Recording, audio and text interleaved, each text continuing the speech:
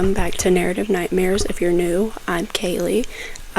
This is a collab channel with my friend Mystic, where we read like creepy stories and stuff. I'm going to be reading a story on Wattpad. It is called, the book is called, English Kaleigh. The book is called Nightmares to Share, 31 Terrifying Tales, and it's by Dark Sparks. The first story is called Footprints. In his 17-year career, Detective Hall had never seen anything like this. It was September 15th, 8:45 a.m. on a Tuesday, when the body of a 21-year-old Nikki Carter was found by a friend. The young man was splayed out on his bed, hands gripped to the mattress as his face was twisted into a look of terror. His mouth still hung open in a silent scream. There wasn't a single mark on his body indicated that he had been murdered. No cuts, bruises, or anything like that, not even a mess to suggest a struggle. The other thing they were concerned with was the footprints on the ceiling. They were bloody and child-sized with no apparent origin. They just started next to the ceiling light and then trailed towards the head of the bed where Nikki Carter's body was located. The young man had been living in a small apartment on the south side of town. The crime rate wasn't too bad, and the rent was affordable. The room itself had light tan walls with a single shelf full of play models, and a window on the opposite side. Having a gruesome murder happen here just felt unwarranted.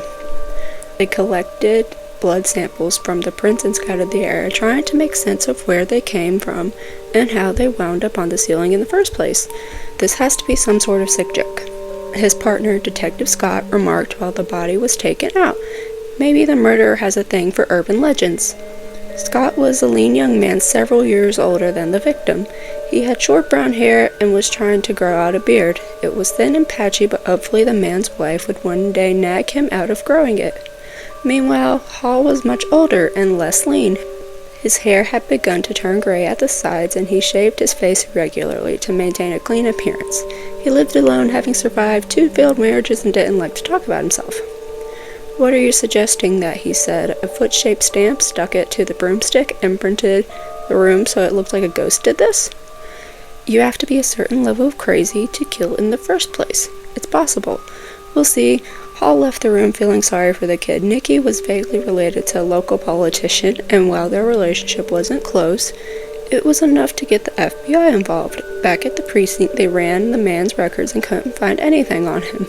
He had a clean slate without so much as a speeding ticket, and his blood showed no signs of drugs or alcohol. This meant they'd have to investigate the rest of the family to see if he had any close-to-home enemies that they should know about. He pinched the bridge of his nose while poring over the crime scene paperwork. A few hours later, they had results from a rapid DNA test, only to find no match. "Are we sure it's human?" he asked. Using human blood to make those prints was disturbing enough, but the thought of some poor soul getting caught up in all of this just to be used as a decoration made it all much more sinister. They needed to interrogate the family. That night, Detective Hall struggled to get some sleep. He took a little comfort in knowing he had some place to start this crazy investigation, but it was so bizarre. He stared at the ceiling above his bed, and it wasn't the first time he had felt odd after seeing a crime scene. Only a maniac would be unaffected by things he had witnessed. Humans can be downright cruel sometimes. For the next few days, they went about interrogating Nikki's family. They were all very distraught over the news of his passing, but no one could think of any potential enemies outside the political ones. Just as he went over the family's political opponents, he got another call. "There's been another one," the chief informed him. "I'll text you the address." Hall gave his partner a look and gestured to get in the car. They drove to the opposite side of town, where they were met with a familiar scene. Another body, this time draped out the third-story window ledge, and bloody footprints now leading from the bed to the window. Again, the body had no markings. The woman had the same look of terror frozen on her face as Nikki had. They questioned the neighbors, who claimed to have heard a scream moments before the glass shattered. Cops were called immediately, and they had to break down the door to get in. "Both cases happened in the middle of the night," Detective Scott remarked. "Have we checked to see if any other murders have happened in neighboring states? around the same time. Forensics determined that the last guy died around 3:30 a.m. or so. That matches what the neighbors are claiming here. Let's spread out and search to see if there's a path that this serial killer has taken. I'll do a deeper dive on this one's history, see if she's as squeaky clean as Nikki. Hall had a sneaking suspicion that there was a pattern of some sort. Once again, he had to wait for the lab to come back with results as he dug through the woman's past, only to find out that hers was completely different. Miss Price had done time for a minor crime such as vandalism, smoking marijuana, drinking in public. She was a member of a local AA group, had been disowned by her family. Furthermore, she had no political connections. She was the exact opposite of the first victim. There was no doubt that it was the same killer. Usually there were some similarities, either personal connections or environments. But with these two alone, he just couldn't find a pattern. Going over profiles for the women and friends and relatives, he checked to see if any of them had relationships with the first victim's acquaintances, and came up empty. He was found asleep on his desk by his partner the next morning. Detective Scott placed a coffee down beside his head, waking the man up. "You need better sleeping arrangements." Paul rubbed his eyes graciously, sipping the scalding drink. "I can't help it. This is so bizarre." "I couldn't agree more, but lack of sleep isn't going to help us crack this any faster. I'll take over the investigation today. You go home and rest." You sound like the chief." Did I stutter? Hall sighed. You're right. I'll take a quick breather and come back." He agreed and went home for a bit. He didn't bother undressing as he plopped down on his bed and passed out. When he came to, it was late afternoon, and he stared up at his ceiling, reminded of the first crime scene. It was plausible that the murderer was picking random targets, waiting for them to fall asleep and leave their door unlocked.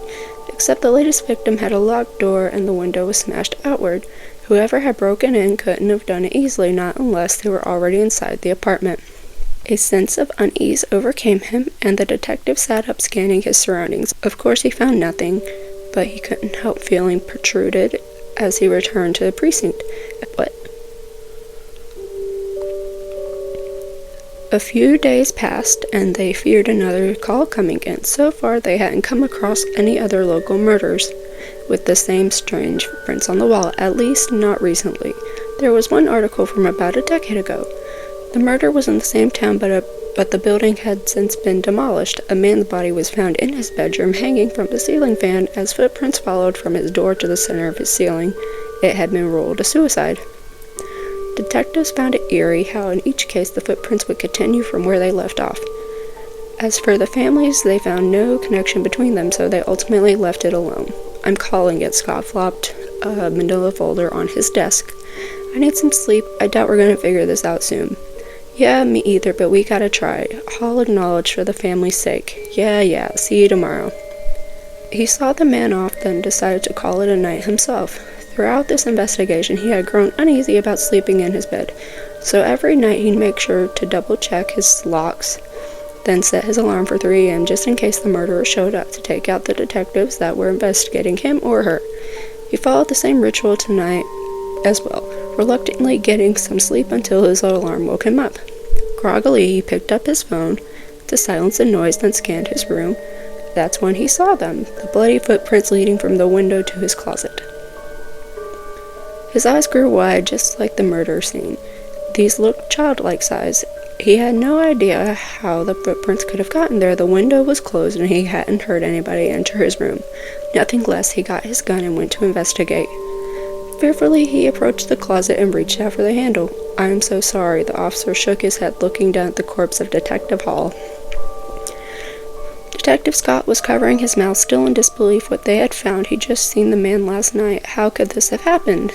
It was disturbing to find those bloody footprints here where the detective's body lay, just like the others had. No bruises, cuts, or injuries, just a look of sheer horror on his face. He knew for a fact that the man had no real connection to the previous victims aside from investigating their murders. So why him, and why was he in danger?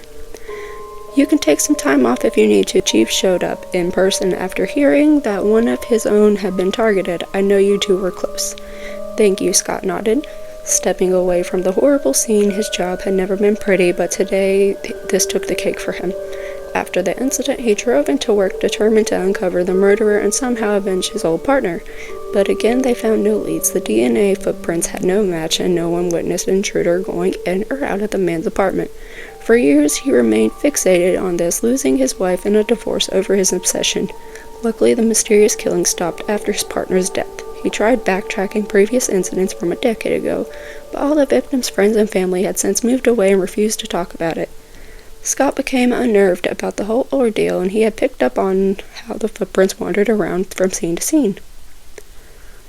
And knowing they were last spotted at his partner's closet, they would often find himself checking his own in the middle of the night. 9 more years on the force had him become paranoid, and each night he'd wake up, scan his room, and felt a sense of dread overcome him.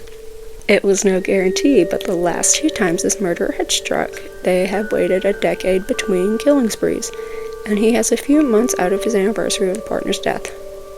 Packing his things, Scott decided to relocate. As he pulled the last of his clothes from his closet, he turned to grab a bag when he spotted the bloody footprints leading from where he stood in the closet going towards the bedroom door.